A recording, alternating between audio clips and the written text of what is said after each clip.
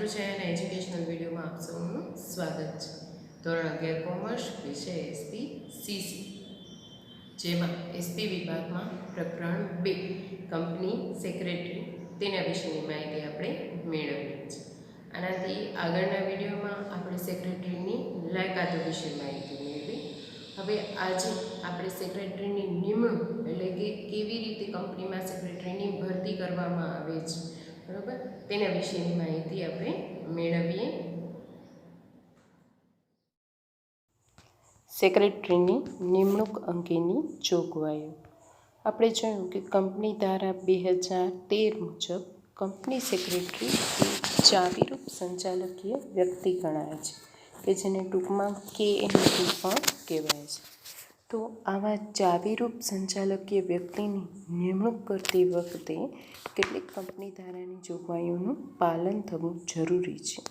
તો એવી કઈ કઈ જોગવાઈઓ છે તેના વિશે માહિતી મેળવી. તો સેક્રેટરીની નિમણૂક અંગે કુલ 7 જોગવાઈઓ છે, જેમાંથી પહેલી છે કે કંપનીની ભરપાઈ થયેલી મૂડી 5 કરોડ કે તેથી વધુ હોય ત્યાં કંપની સેક્રેટરીની નિમણૂક કરવી ફરજિયાત છે. એટલે કે જો કોઈપણ કંપનીની ભરપાઈ થયેલી મૂડી 5 કરોડથી ઓછી હોય તો તે કંપની ઉપર આધાર રાખે છે. તેને સેક્રેટરી નિમવું હોય તો પણ ભલે, અને ન નિમવું હોય, નિમણૂક કરવી હોય તો પણ ચાલે.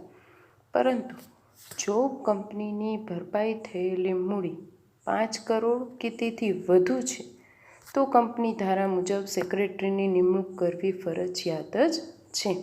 તો આજે તેની પહેલી જોગવાઈ કે કેવી કંપનીમાં સેક્રેટરીની નિમણૂક ફરજિયાત છે, તો 5 કરોડ કે તેથી વધુ હોય ત્યાં ફરજિયાત છે. જો 5 કરોડથી ઓછી હોય તો તે કંપની ઉપર આધારિત છે, નિમણૂક કરે કે ન કરે તો ચાલે. ત્યારબાદની બીજી જોગવાઈ છે કે સેક્રેટરી તરીકે કોની નિમણૂક થઈ શકે. તો સેક્રેટરી તરીકે ફક્ત જીવંત વ્યક્તિની જ નિમણૂક થઈ શકે. એટલે કે કોઈ પણ વ્યક્તિ જ હોવું જોઈએ. ભાગીદારી પેઢી છે કે કોઈ સંસ્થા છે તેની સેક્રેટરી તરીકે નિમણૂક આપી શકાય નહીં.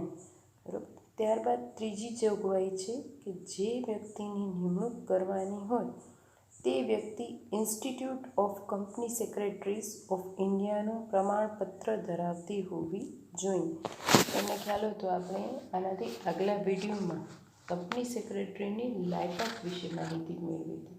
તો તેનામાં સૌથી પહેલી જ લાયકાત હતી શૈક્ષણિક લાયકાત. તેનામાં પણ હતું જ કે સેક્રેટરી પાસે જે છે institute of company secretary of ઇન્ડિયાનું પ્રમાણપત્ર હોવું જોઈએ. એટલે આ જે છે એક ડિગ્રી છે, એ ક્વોલિફિકેશન છે. કોઈપણ ક્ષેત્ર માટે જે છે એક વ્યવસાયિક જે છે ડિગ્રી હોવી જરૂરી છે. જેમ કે વકીલ બનવા માટે લો કર્યા પછી સનદ લેવી જરૂરી છે. એવી જ રીતે સેક્રેટરી તરીકે જો તમારે કોઈપણ સંસ્થામાં કે પેઢીમાં કામ કરવું તો તમારે આ institute of company secretaries of ઇન્ડિયાનું પ્રમાણપત્ર હોવું જોઈએ. તો એવી જ વ્યક્તિ કે જેની પાસે આવું સર્ટિફિકેટ હોય એની જ નિમણૂક થઈ શકે છે. ત્યારબાદ ચોથી જોગવાઈ છે કંપની સેક્રેટરી તરીકે નાદાર, અસ્થિર મગજની કે સગીર વ્યક્તિની નિમણૂક થઈ શકે નહીં. નાદાર કે જેણે ભૂતકાળમાં પોતાની પાસે પૈસા ન હોવાને કારણે, એટલે કે લેણદારોના પૈસા ચૂકવી ન શક્યો હોય એવા નાદાર વ્યક્તિની સેક્રેટરી તરીકે નિમણૂક નહીં થાય. બીજું, અસ્થિર મગજનું એટલે કે પાગલ વ્યક્તિ હોય કે માનસિક રીતે સ્વસ્થ ન હોય તેવા વ્યક્તિની પણ સેક્રેટરી તરીકે નિમણૂક ન થાય. અને ત્રીજું, સગીર એટલે કે જેની ઉંમર 18 વર્ષથી ઓછી છે એવી વ્યક્તિની પણ સેક્રેટરી તરીકે નિમણૂક થઈ શકશે નહીં. ત્યારબાદ પાંચમી જોગવાઈ જોઈએ તો કંપની સેક્રેટરી તરીકે નિમણૂક કરવા માટે સંચાલક મંડળની સભામાં ઠરાવ પસાર કરવો પડે છે. બરાબર. હવે આ ઠરાવમાં શું હોવું જોઈએ, તો આ 3 બાબતો છે. નિમણૂક અંગેની શરતો, બીજું મહેનતાણું અને ત્રીજું મેમ્બરશિપ નંબર. કે કેવી રીતે નિમણૂક કરવામાં આવશે, જે પણ વ્યક્તિની સેક્રેટરી તરીકે નિમણૂક કરવામાં આવશે તેને કેટલું મહેનતાણું આપવામાં આવશે, અને ત્રીજું કે જે વ્યક્તિની નિમણૂક કરવામાં આવશે એની પાસે મેમ્બરશિપ નંબર હોવો જોઈએ. આ ત્રણેય વસ્તુઓ જે છે તે અંગેનો ઠરાવ સંચાલક મંડળની સભામાં પસાર કરવો પડે. ત્યારબાદ છઠ્ઠી જોગવાઈ છે કે સેક્રેટરી પાસેથી KMP એટલે કે કી મેનેજરિયલ પર્સનલ તરીકે નિમવા માટેની સંમતિ લેવી પડે. કે જે વ્યક્તિને સેક્રેટરી તરીકે નિમણૂક આપવામાં આવે છે તેની પાસે આ જે KMP તરીકેનું જે છે તેનામાં સંમતિ લેવી પડે કે તે વ્યક્તિ કંપનીમાં ચાવીરૂપ સંચાલકીય વ્યક્તિ તરીકેની ભૂમિકા ભજવવા માટે સમજ છે. કારણ કે સેક્રેટરીની જવાબદારી વધી જાય છે, તો જે વ્યક્તિની નિમણૂક થાય છે તેની આ અંગેની સંમતિ પણ લેવી પડે. ત્યારબાદ છેલ્લી અને સાતમી જોગવાઈ છે કે કંપની રજિસ્ટ્રાર પાસે બે વસ્તુઓ જે છે એ નોંધાવવાની છે. કઈ કઈ? તો પહેલું ફોર્મ MGT-14 કે જેની સાથે સંચાલક મંડળનો ઠરાવ અને સેક્રેટરી પાસેથી KMP તરીકે લીધેલી સંમતિપત્ર નોંધાવવું પડે. હવે આ ફોર્મ MGT શું છે? તો જે ઠરાવ સંચાલક મંડળની સભામાં પસાર કરવામાં આવે છે એ જ ઠરાવ કંપની રજિસ્ટ્રાર પાસે નોંધાવવામાં આવ્યું છે એવી ખાતરી કરતું પત્રક છે. તો એ ફોર્મ, તેની સાથે સંચાલક મંડળનો ઠરાવ અને સેક્રેટરી પાસે જે છઠ્ઠી નિમણૂકની જોગવાઈ હતી કે આવું KMP સંમતિ લેવી પડે, તો એ સંમતિ પત્રક જે છે એ પણ નોંધાવવું પડે છે. ક્યાં? કંપની રજિસ્ટ્રાર પાસે. ત્યારબાદ છે ફોર્મ MR1ની સાથે જે વ્યક્તિની નિમણૂક KMP તરીકે કરી હોય તેની સંમતિ અને સંચાલક મંડળનો ઠરાવ 60 દિવસમાં નોંધાવવું પડે છે. MRN1 ફોર્મ એટલે શું છે કે જે વ્યક્તિની નિમણૂક કરવામાં આવી હોય તેની સંમતિ અને સંચાલક મંડળનો ઠરાવ તે બંને 60 દિવસમાં કંપની રજિસ્ટ્રાર પાસે નોંધાવી દેવું પડે છે. તો આ સાતેય જોગવાઈઓનું પાલન કરીને કંપની સેક્રેટરી જે છે તેની નિમણૂક કંપનીમાં કરી શકાય છે અને આ સાતે સાત જોગવાઈઓ જે છે તેનું યોગ્ય રીતે પાલન થવું જરૂરી છે. હવે સેક્રેટરીની નિમણૂક જોયા બાદ આપણે સેક્રેટરીના કાર્યો વિશે માહિતી મેળવીએ. સેક્રેટરીના કાર્યો અને ફરજો. તો કાર્યો અને ફરજોથી માહિતી મેળવવાથી પહેલાં જોઈ લઈએ કે કેવી રીતે આ કાર્યો અને ફરજો નક્કી થશે. તો કોઈ પણ કંપની હોય, પછી તે ખાનગી કંપની હોય, જાહેર કંપની હોય કે બહુરાષ્ટ્રીય કંપની હોય, કોઈ પણ કંપનીમાં સેક્રેટરીનું સ્થાન વિશેષ છે. માટે તો એને ચાવીરૂપ સંચાલકીય વ્યક્તિ પણ કહેવામાં આવે છે. અગાઉ આપણે પાઠની શરૂઆતમાં જોયું હતું કે સંચાલક મંડળના દરેક સભ્યો એક જ જગ્યાએ રહેતા હોય એવું જરૂરી નથી. કોઈપણ નિર્ણયો લેવા માટે સંચાલક મંડળના દરેક સભ્યો એક જ સમયે એક જ જગ્યાએ ભેગા થઈ શકે એ ઘણીવાર શક્ય બનતું નથી. માટે આવા સંચાલક મંડળ જે છે તેના સભ્યો પોતાના વતી સત્તા આપી દે છે સેક્રેટરીને. એટલે કે સેક્રેટરીને જે છે કંપનીના કાર્યો કરવા અંગેના નિર્ણયો જે છે તે લેવાની સત્તા આપે છે. તો તેના આધારે કંપનીનું ભવિષ્ય નક્કી થતું હોય છે. માટે કંપનીમાં જે છે સેક્રેટરીનું સ્થાન ખૂબ જ મહત્ત્વનું છે. તો હવે જે વ્યક્તિનું સ્થાન મહત્ત્વનું છે તો સ્વાભાવિક છે તેના કાર્યો અને ફરજો જે છે તે પણ વધારે પડતા રહેવાના. તો હવે આ સેક્રેટરીના કાર્યો અને ફરજોનો આધાર શેના પર છે? તો સેક્રેટરીના કાર્યો અને ફરજોનો આધાર 4 બાબતો પર છે. પહેલી છે કંપનીનું કદ. કંપનીનું કદ કેટલું છે? બહુરાષ્ટ્રીય કંપની હોય તો તે કંપનીનું કદ જે છે એ ખૂબ મોટું હશે, તો સ્વાભાવિક રીતે સેક્રેટરીના કાર્યો અને ફરજો બંને વધી જશે. જો કંપનીનું કદ નાનું હશે તો સેક્રેટરીના કાર્યો અને ફરજો પ્રમાણમાં ઓછા હશે. ત્યારબાદ બીજો જે છે તે છે ધંધાનો પ્રકાર. કંપની કયા પ્રકારનો ધંધો એટલે કે બિઝનેસ કરી રહી છે તેના આધારે પણ સેક્રેટરીના કાર્યો નક્કી થતા હોય છે. ત્રીજું છે નિમણૂકની શરતો. હમણાં જ આપણે જોયું કે કંપનીમાં કોઈ પણ સેક્રેટરીની નિમણૂક કરવી હોય તો તે અંગે કંપની ધારાની કેટલીક જોગવાઈઓનું પાલન કરવું પડે છે. તો એ જોગવાઈમાં 5મા નંબરની જે જોગવાઈ હતી તેનામાં પહેલો જ પેટા મુદ્દો હતો કે નિમણૂક અંગેની શરતો, કે કયા કાર્યો અંતર્ગત સેક્રેટરીની નિમણૂક કરવામાં આવી છે એના આધાર પણ સેક્રેટરીના કાર્યને અસર કરે છે. ત્યારબાદ છેલ્લું છે કે સંચાલકોએ સોંપેલા કાર્યો ઉપર પણ આધાર રાખે છે. જેમ મેં તમને પહેલાં જ કીધું કે સંચાલકો હર વખતે ભેગા થઈ શકતા નથી, તો તે પોતાના વતી જે છે કાર્ય કરવાની સત્તા આપે છે સેક્રેટરીને, એટલે કે કાર્ય સોંપે છે. તો સંચાલકો કેટલું કાર્ય સોંપે છે સેક્રેટરીને તેના ઉપર પણ જે છે સેક્રેટરીના કાર્ય અને ફરજોનો આધાર રાખે છે. એની સાથે જ્યારે પણ સેક્રેટરીની નિમણૂક કરવામાં આવતી હોય ત્યારે એની સાથે કરાર કરવામાં આવે છે અને કરારમાં દરેક બાબતોનો ઉલ્લેખ કરી દેવામાં આવે છે. તો આવા કરારમાં પણ સ્પષ્ટતા કરી દેવામાં આવે છે કે સેક્રેટરી તરીકે જ્યારે પણ વ્યક્તિની નિમણૂક કરવામાં આવશે ત્યારે તેને કયા કયા કાર્યો કરવાના છે તેની સ્પષ્ટતા કરારમાં કરવામાં આવે છે અને જે વ્યક્તિની સેક્રેટરી તરીકે નિમણૂક કરવામાં આવે છે તેની તેનામાં સહી પણ લેવામાં આવે છે. સેક્રેટરીની નિમણૂક અને તેના અંગેની કંપની ધારાની જોગવાઈઓ વિશે માહિતી મેળવી. હવે આપણે જોઈએ કે એક સેક્રેટરી તરીકે જો નિમણૂક થઈ જાય વ્યક્તિની તો તેને કયા કયા કાર્યો કરવાના હોય છે અને કઈ કઈ ફરજોનું પાલન કરવાનું હોય છે. આમ તો સંચાલક મંડળ જે છે સેક્રેટરીને જે પણ કાર્ય સોંપે તે કરવાની જે છે એની ફરજ છે, કારણ કે કંપની ધારામાં સેક્રેટરીને કોઈ સત્તાઓ કે એના કાર્યનો સ્પષ્ટ ઉલ્લેખ નથી, પણ સંચાલક મંડળ જે પણ કાર્યો કરવા સોંપે સેક્રેટરીને એ કાર્ય કરવાની એની ફરજ છે. તો જોઈએ કે સેક્રેટરીના કયા કયા કાર્યો અને ફરજો છે. સેક્રેટરીના કાર્યો વિશે માહિતી મેળવી તો કંપની સેક્રેટરીના 3 કાર્યો છે, જેમાંથી પહેલું છે કે આ કાયદાની જોગવાઈઓ, તે હેઠળના નિયમો અને કંપનીઓને લાગુ પડતા અન્ય કાયદાઓના પાલન બાબતે સંચાલક મંડળને અહેવાલ આપવો. આપણે જોયું કે સંચાલક મંડળ સેક્રેટરીને કાર્ય કરવા માટેની સત્તા આપી દે છે.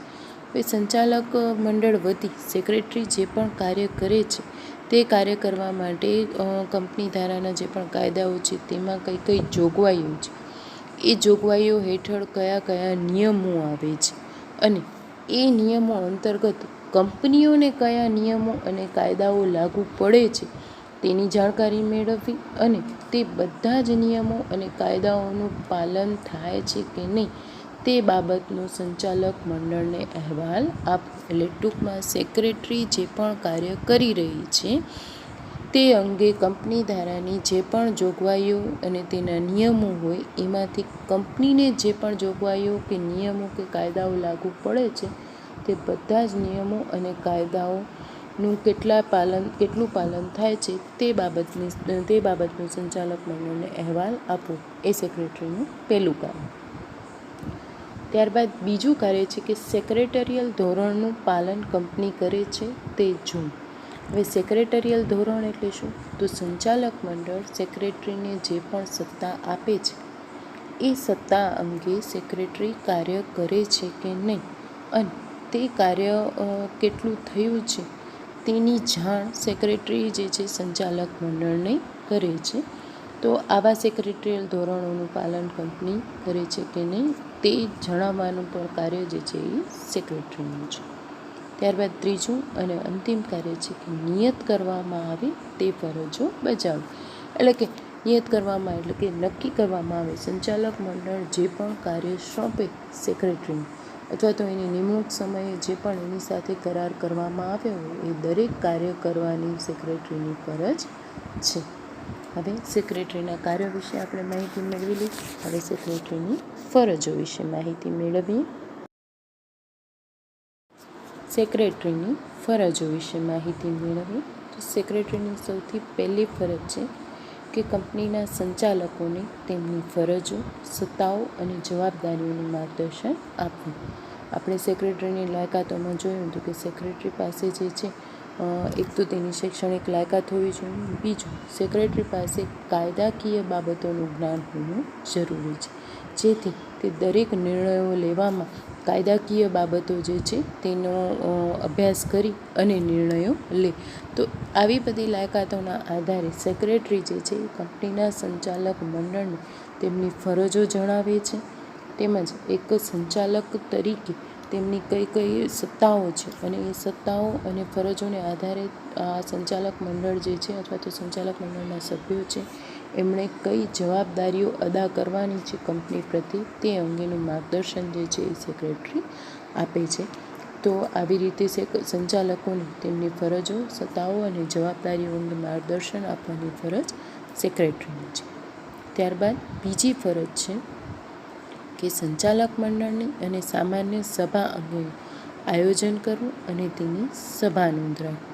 કંપની ધારા મુજબ જે છે સંચાલક મંડળમાં ની સભા ક્યારે બોલાવવામાં આવે તો કોઈ પણ જે છે નિર્ણય લેવા હોય તો સંચાલક મંડળની સભામાં ઠરાવ પસાર કરવો પડે છે. સાથે સાથે કંપની ધારાની જોગવાઈ મુજબ જે છે શેરહોલ્ડરોની સભા ભરવી પડે છે વર્ષમાં. તો કયા સમયે જે છે સભાનું આયોજન કરવું, કેવી રીતે કરવું તે જોવાની ફરજ સેક્રેટરીની છે. સાથે સાથે જ્યારે પણ સભા ભરવામાં આવી પછી સંચાલક મંડળોની હોય કે શેરહોલ્ડરની, તો એ સભા દરમિયાન એટલે કે મિટિંગ દરમિયાન જે પણ ચર્ચાઓ થઈ છે તે દરેક ચર્ચાની માહિતી જે છે તે રાખવાની એટલે કે નોંધ રાખવાની. તો આવી નોંધને સભા નોંધ કહેવામાં આવે છે. તો જે પણ સભાઓ યોજાણી છે તે દરેક સભાની નોંધ રાખવાની ફરજ સેક્રેટરીની છે. સેક્રેટરીની ત્રીજી ફરજ છે કે સંચાલક મંડળ, સામાન્ય સભા, સરકાર કે અન્ય સત્તાઓ પાસેથી કંપની ધારાની જોગવાઈ અનુસાર જરૂરી મંજૂરી મેળવવી. એટલે કંપની માટે જે પણ નિર્ણયો લેવાના હોય કે ભવિષ્યમાં જે પણ કાર્ય કરવાનું હોય તે કાર્ય માટે જે પણ નિર્ણયો લેવાના હોય તે નિર્ણયો માટે સંચાલક મંડળની મંજૂરી લેવી, સામાન્ય સભા બોલાવી અને તેનામાં ઠરાવ પસાર કરીને તેની મંજૂરી મેળવવી. જો આવા કોઈપણ કાર્ય માટે સરકારની મંજૂરી લેવાની તો તે લેવી. તેમજ જો કોઈ પણ અન્ય સત્તા પક્ષો હોય તો તેમની પાસેથી પણ જે તે કાર્ય અંતર્ગત કંપની ધારાની જોગવાઈ અનુસાર જે પણ જરૂરી મંજૂરીઓ હોય તે બધી જ મેળવવાની ફરજ સેક્રેટરીની છે. ત્યારબાદ ચોથી ફરજ છે કંપની ધારા મુજબ અન્ય ફરજો બજાવવી અને તે માટે જુદા જુદા સત્તામંડળો સમક્ષ રજૂઆત કરવી. કંપનીમાં જે પણ કાર્યો થઈ રહ્યા છે તે કંપની ધારા મુજબ જ થઈ રહ્યા છે. કંપનીમાં જેમ કે હિસાબો રાખવામાં આવે છે તો તેનું સમયસર ઓડિટ કરવામાં આવે છે. કંપનીના કામદારોને પૂરતું વેતન આપવામાં આવે છે. કંપનીમાં દરેક બાબતો જે છે એ કંપની ધારા અંતર્ગત જ થતી હોય છે. આવી બધી જ બાબતોનું ધ્યાન રાખવું તે સેક્રેટરીની ફરજ છે અને એ અંતર્ગત જો કાંઈ પણ ફેરફાર હોય તો તેની રજૂઆત અલગ અલગ સત્તામંડળો સમક્ષ કરવી. આ ફરજ પણ સેક્રેટરીની છે. ત્યારબાદ પાંચમી ફરજ છે કંપનીના ધંધા માટે સંચાલક મંડળને જરૂરી મદદ કરવી. કંપનીના ધંધાનું વિસ્તરણ કરવા માટે હોય કે કંપનીના ધંધામાં કોઈ પણ નવીનતા લાવવી તો એના માટે સંચાલક મંડળને જે પણ જરૂરી મદદ કરવાની હોય તે મદદ કરવાની ફરજ જે છે એ સેક્રેટરીની છે. ત્યારબાદ છઠ્ઠી ફરજ છે કે કંપનીના સંચાલક મંડળને કંપનીના સુશાસન એટલે કે સારી રીતે કંપની ચાલે તે અને શ્રેષ્ઠ કાર્યપ્રણાલી અંગે મદદ અને માર્ગદર્શન આપવું. કંપનીનો સેક્રેટરી કાર્ય તો કરે જ છે પણ એ કાર્ય કરવા માટે એને સત્તા કોણ આપશે? સંચાલક મંડળ આપશે. સંચાલક મંડળ જ્યાં સુધી સેક્રેટરીને સત્તા નહીં આપે ત્યાં સુધી સેક્રેટરી જે છે કોઈ પણ કાર્ય કરી શકશે નહીં.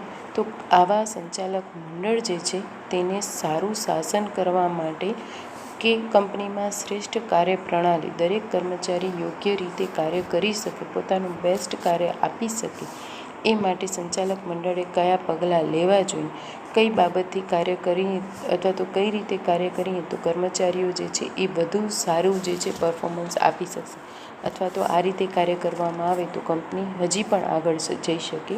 તો એવી કોઈ પણ બાબતો હોય તો એ અંગે સંચાલક મંડળને મદદ અને માર્ગદર્શન આપવાની ફરજ સેક્રેટરીની છે. ત્યારબાદ સાતમો મુદ્દો છે કંપની ધારામાં અથવા નિયમોમાં જણાવેલ અન્ય ફરજો અદા કરવી. કંપની ધારામાં સેક્રેટરી અંગે જે પણ ફરજો જણાવવામાં આવી હોય એ દરેક ફરજો જે છે એ અદા કરવાની ફરજ પણ સેક્રેટરીની છે. ત્યારબાદ આઠમી અને છેલ્લો મુદ્દો છે કે સંચાલક મંડળ દ્વારા વખતો વખત સોંપવામાં આવતી અન્ય ફરજો અદા કરવી.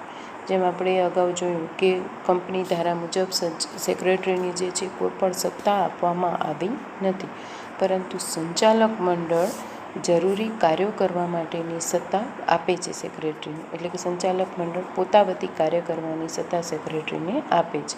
તો જ્યારે સંચાલક મંડળ જે પણ કાર્ય કરવા માટે સત્તા આપે સેક્રેટરીને કે એ કાર્ય પોતાના વતી કરવાની સૂચના આપે તો એ દરેક કાર્ય સુપેરે પાર પાડવાની ફરજ જે છે એ સેક્રેટરીની છે. એટલે કે સંચાલક મંડળ દ્વારા જે સમયે જે કાર્ય સોંપવામાં આવે એ કાર્ય પૂરું કરવાની ફરજ સેક્રેટરીની છે.